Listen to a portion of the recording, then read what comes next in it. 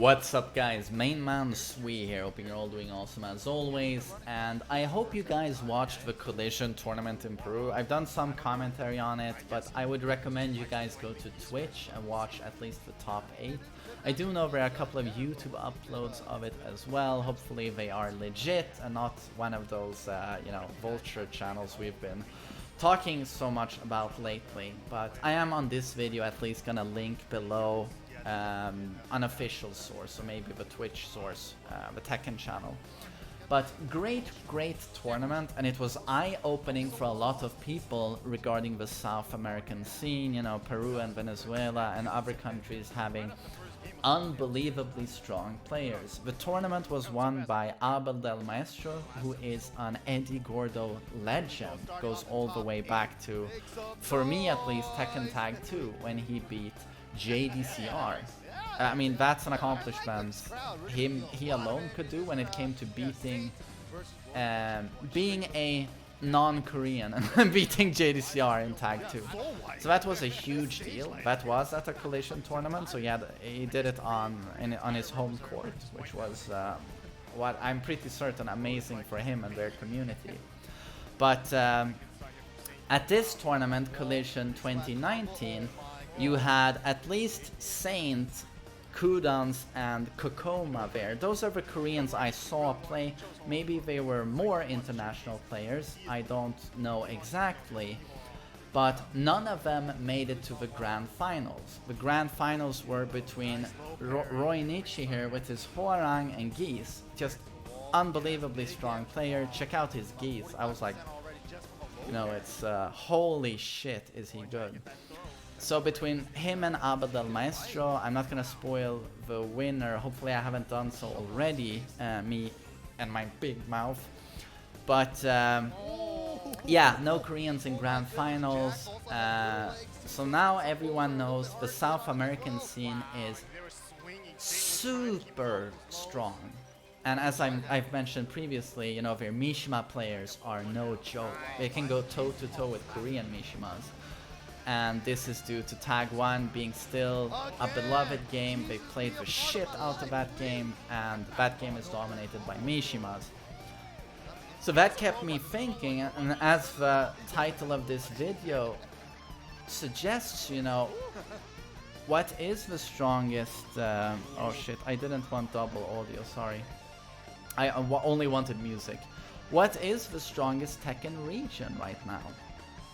You know, I'm inclined to say Pakistan due to a gazillion godlike players, but most notably and obviously Arslan Ash winning EVO Japan and the main EVO tournament. He is the best player in the world. So due to him alone, I'm putting Pakistan at number 1. But then at number 2, you'd be inclined to say South Korea. I mean, honestly, it's mind-blowing enough to say that they are at second place, because you normally, you know, for 20 years now, we've been saying that South Korea is where it's at, but suddenly I would say they are dethroned. But then it's like, I don't even feel confident saying that they are absolutely at second place, because now we have the South American scene with Peru and Venezuela and other countries beasting some of the main Koreans. And again, we have so many players from this region we don't know about really, and could probably do some devastating shit. So yeah, those guys, I wonder what they will be able to do, you know, come Tekken World Tour. No, as Tekken World Tour progresses. And hopefully they will be able to travel. What could they do? Obviously, they have a lot of killer players. And at second place, we also shouldn't forget about Japan. Nobi, Shikurin, and Take. Nobi, Shikurin, Take, and Noroma. Wasn't it even 4 Japanese players in the top 8 at EVO? Didn't all of those make it to top 8? Nobi, Take, Noroma, Shikurin. Yeah. Japan is unbelievably strong. You could argue they are at second place. But of course, Ni Knee carries South Korea right now. So yeah, strongest Tekken region, I would say, is Pakistan, but that at second place. South America, Japan, South Korea. I mean, you could argue all of those, I would say, but you'd probably say South Korea due to knee. But after all of those regions and countries, we have to note, of course, the US. I can't say Europe after those countries or regions. You have to say the US, and Anakin placing third place at EVO, the most stacked EVO ever with 1900 players and just killers everywhere, and he makes it to third place.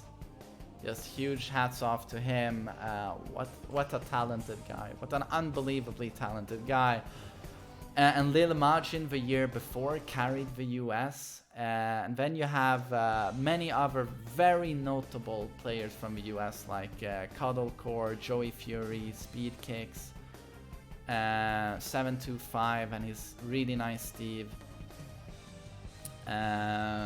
Wayne Gamble is a god. Seriously, his Leo scares me. Well, no, Way Gamble. Sorry, I got that wrong. But there are a lot of incredible players in the US. Just incredible players. Oh god. Oh shit. I didn't even mention Mr. Naps. One of the absolute best.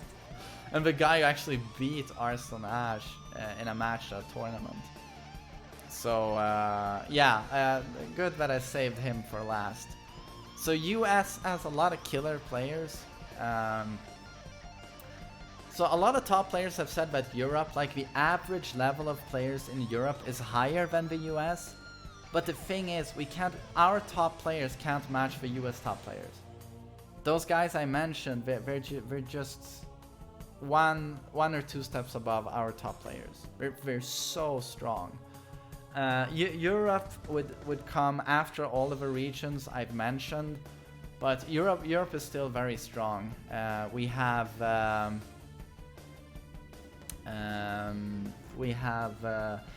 God, sorry, I was thinking of something else. It's not like I have a hard time thinking of great players. Super Akuma immediately comes to mind. Jopelix from Finland is super strong. His Claudio really is. Oh, Shadow 20 or 2 Oz. I should have mentioned him on US, but speaking of Claudio, Jopelix is super strong. Sephi Black from Germany is a very strong player. Fergus is a really strong player. We have a lot of talent in Europe, but I don't think we can match like the US gods. And previously, when I mentioned Pakistan being #1, we also have to mention in all of this, you know, that part of Asia. Pakistan is in Asia, and then you have Middle Eastern. Fuck that key charge, Roinichi. We have a lot of Middle Eastern countries and other Asian countries like Afghanistan, Saudi Arabia, Dubai, Iraq. A lot of those countries have killer Tekken players that you just haven't heard of or haven't seen yet. I know Sora is a really good Jin player, and then you have Shrimbu, the Kazuya, super strong. I think we're gonna see...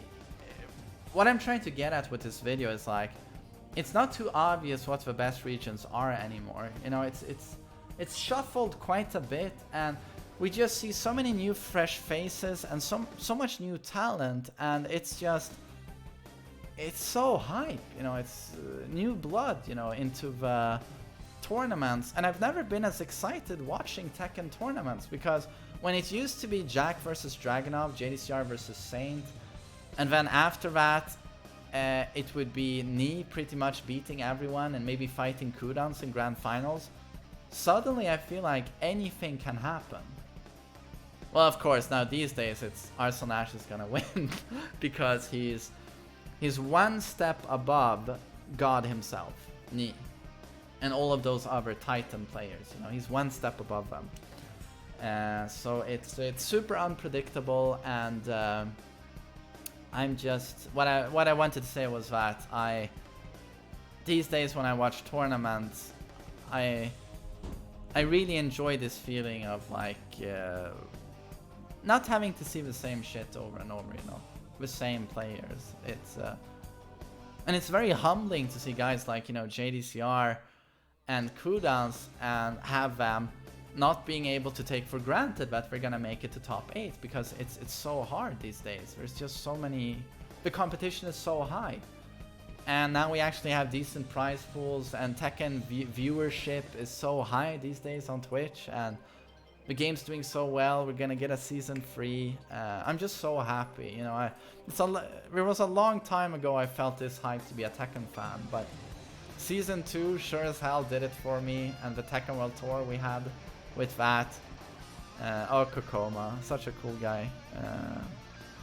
But season 3 and this year is just so awesome as well. Yeah, I can't wait to see more tournaments and more players. So, hope you enjoyed the video and take care.